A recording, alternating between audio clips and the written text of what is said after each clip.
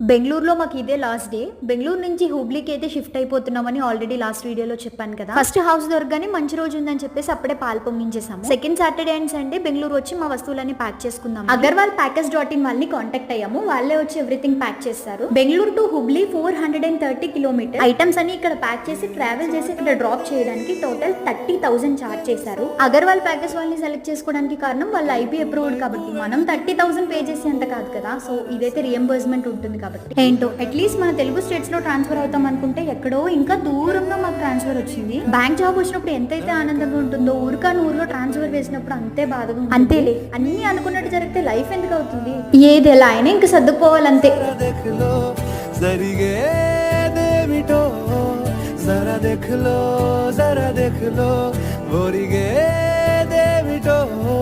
సర్దుబాటే